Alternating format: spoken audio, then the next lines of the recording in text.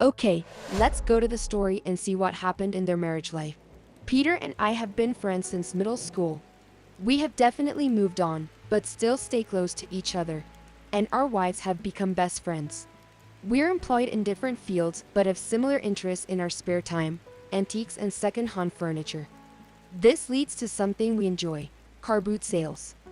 They are usually kept in a field near a village near a town. People take things they no longer want and other people buy them. We always arrive early and have a pub lunch on the way home. My name is Grover. Everyone call me Joe. Browse around the furniture. Our wives, Emily and Anna respectively, look for old-fashioned clothes and items they hope will come back as retro. Remember lava lamps with the moving blobs of wax and oil? We have three, and Anna assures me they'll be worth a lot of money someday. She may be right.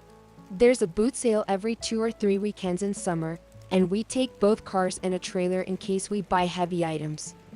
The girls have a night out every Friday, so that's when we guys get together in the garage of whoever bought the last piece that needs repair. We're getting good at making furniture look new again. I've been going to evening classes to study restoring and French polishing. Recently, we've begun to make good money selling things, or we often talk about doing this full time. Peter earns more than me, so I could quit my job and do the heavy work. He could stay employed and work with me in his spare time. East Anglia is a good location for this kind of business, but we lack the startup capital, one said. Anna woke up excited. She got home late the night before and I'd already been asleep. She and Emily had run into a girlfriend outside their usual wine bar, who told them that Woodlands, a local hotel, had started a new venture. They had been getting a live band in on Friday nights. It was great. Me and Emily felt a bit left out. It'll be better next Friday, though. We've got loads of clothes from the 60s. You be careful, Beth. What do you mean? All I'm saying is be careful. What you're suggesting is just like fancy dress. You might get drunk and they sure to be guys there ready to take advantage. Okay, Joe, I'll be careful. Later, Peter also expressed concerns about Woodlands. I overheard one of the guys in my department at Huntley's talking about the 60s and 70s night. He was saying lots of the attendees are getting horny. You know how people lose their inhibitions once they're in fancy dress. You've said yourself the anonymity is worth 2 or 3 drinks, and this guy reckons the hotel manager is letting out rooms by the hour. You think our girls might get involved? You tell me? Well, Anna did come close to straying once, but I hoped we'd put it behind us. That was also dressing up their love of that era. Clothes that feel like someone else's. I think we'd better keep an eye on them. Well, that same lad in my department has a problem with timekeeping. He's already on a verbal warning, and his written warning is coming up soon. Neither of our wives has ever seen him, so I'll persuade him to go along and report back. I could tell him what they'll be wearing, and he could keep an eye on them. Okay, set that up. Can he be trusted? Yes. The following week, the guy reported back and Emily had turned away y'all approaches by men on their own, but had been happy to get up and dance when asked by 2 typical girls sticking together. He witnessed them dancing in the latter part of the evening when the songs were slow and the lights were dimmed. All 4 got into kissing. It's only a matter of time, said Peter. They might both get laid next week. I think you're right, but what do we do? Just wait for it to happen or try and stop it. The following day, we were among the first to park in a field adjacent to a boot sale. Peter had hitched up the trailer as he just freed up some space in his garage. We paid the nominal 50 cents per car, headed into the lines of sellers, and immediately made a beeline for a large van. The girls wandered in the cars. People selling household items usually set up a folding table, but our target had furniture all around his van. He must have paid for 2 spaces. And what are you looking for? He asked. Oh, anything and everything, I said. We sell on most of the stuff we pick up. I'm actually in the second-hand business, he said. I'll give you a big discount if you want to take the whole lot. Tempting, but we don't have the space. Well, I need to get rid of it. So buy whatever you fancy. Take my business card. We bought a couple of smaller items and a huge writing desk for very reasonable prices. He put them to one side so we could take them to our cars later. When we caught up with the girls, they were excited. Half a dozen of those sand art frames with bubbles. The ones you tip upside down and watch the colored sand drift down through the liquid. And I took separate cars to Peter and Emily's the following day. The girls do the supermarket shop on a Sunday, and they prefer it if we guys don't go as soon as they've left. He said, "Come and look at this." We went in the garage. "We got that off the dealer yesterday." I said, "Did you call it a secretary?"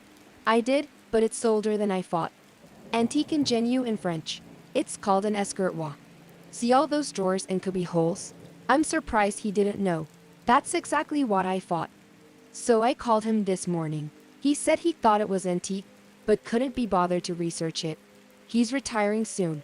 He has a private income and a couple of pensions and has found a place in Spain. He's off to Marbella to spend the rest of his days playing golf. Cool. He didn't look that old. I said. Now, I could have told you this over the phone, but I wanted you here because I think we should go and see him. Why? We can't afford to take over his business. We might be able to do just that. Go on. He may have been willing to let the odd antique go, but he could not have known about this. Peter opened a cardboard box with a flourish, funnily enough. I said, "How much is it?" "Well," I counted one bundle and multiplied it up. "If they're all the same, it's £400,000. Nearly $500,000. That's more than our two houses put together." This French escritoire has been in England for years, but the British £50 notes are modern, not new issue. The banks could trace that, but not used much. And I flicked through them. And they have different numbers. "What do you mean?" I'm as sure as I can be. "They're counterfeit." Where were they? Would you believe? In a secret drawer. And whoever hid them there can't track us down. We bought this, including contents, and it has no provenance. Update. The dealer was called Gareth Banks and lived in Southwold. East Anglia isn't well served with nightlife, but Southwold is the seaside and probably the pick of the bunch. On the way, we discuss our plan. We take the cash to a bank and confirm it was legit. Then see a solicitor and get a sworn affidavit.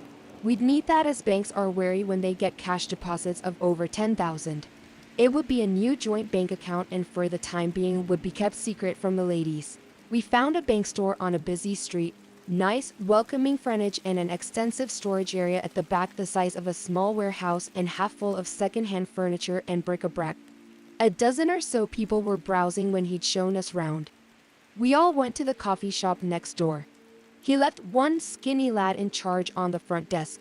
There was another bigger man hanging round, obviously, the muscle over coffee. "Gareth came straight to the point. You may interested in buying after all?" he asked. "Yes," I confirmed. "We still need to sort out our finances, but are definitely interested." "Well, I'm going to shoot myself in the foot here and tell you exactly what's happening. I hope you appreciate, I don't usually do business like this. I had a buyer for this place lined up, so I transferred his deposit to the Marbella Villa. Then he dropped dead on me. Heart attack, apparently. His deposit is not returnable and his family aren't disputing it. But I'm supposed to be closing the deal in Spain, and at present, there's no one else interested in this place. If I don't get a buyer soon, I'm going to lose my retirement villa. So I'll let it go for $250,000. It's worth more than $3. What do we get?" Peter asked. "All that. You just saw my big van, plus a 3-bed flat over the store. I'll show it to you if you're genuinely interested. It's spacious, but I'll be honest. This is not a residential area. You'll be close to all the nightlife, but neighbors are few and far between. And one thing I must insist on. You keep Tom and Jerry on. Don't laugh. They're not the sharpest tools in the box, but have been with me for years. Tom watches the shop. He'd come in 7 days a week if I let him, and Jerry helps with house clearances. On the way back, we agreed to go to book the following Tuesday off work, and we would stop worrying about what to do about cheating wives. If they behaved themselves, we'd forgive them. But if we discovered they'd gone too far, we disappeared to Southwold and start anew." "Where have you been?" "I thought the pubs closed at 2 on Sundays," said Emma, hands on hips, though we could see it was only Mark anger. "If you're going to tell a lie, have it contain as much truth as possible." "We went over to Southwold," said Peter. "The car boot guy said he'd hunt out some paperwork on that French writing desk. We never even went near a pub." "How did you contact him?" "He's a dealer. He gave us his card." "Well, if there's room for another dealer in Southwold. Count us in, said Emily.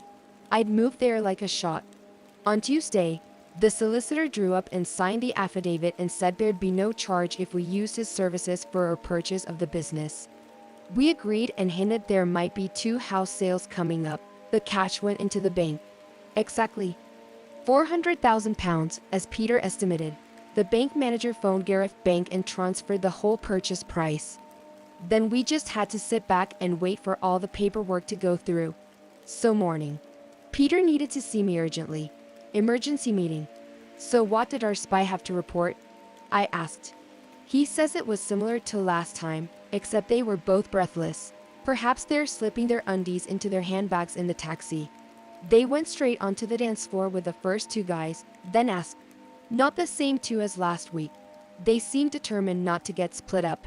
Not while they were downstairs anyway. But they didn't appear to be fussy as long as they were approached by 2 blokes. Did they get a room? 2 rooms. A few slow groping dances, a couple of glasses of wine. And they were off separate rooms and back on the dance floor before 10. They stuck with the same 2 guys till they left. I'm not surprised.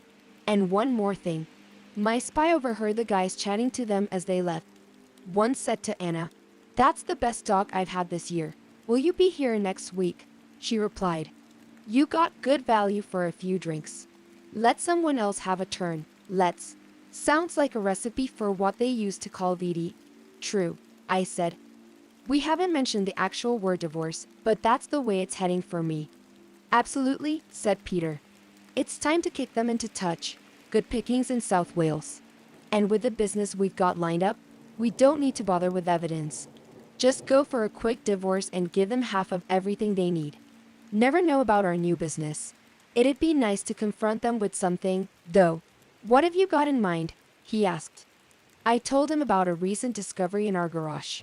A year ago, Anna had bought some costumes and makeup from an amateur dramatic group that was closing down. Among them was a large box of wigs.